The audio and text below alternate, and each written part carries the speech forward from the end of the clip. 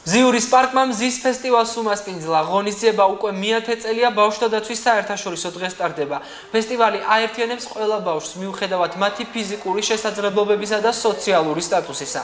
ზიურში მთელი დღის განმავლობაში ტარდებოდა კონცერტები, ხელნაკეთი ნივთებისა და ნახატების გამოფენა გაყიდვა.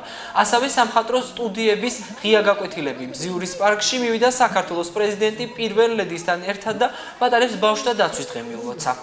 Am ფესტივალის სლოგანია ვაკეთოთ ერთად.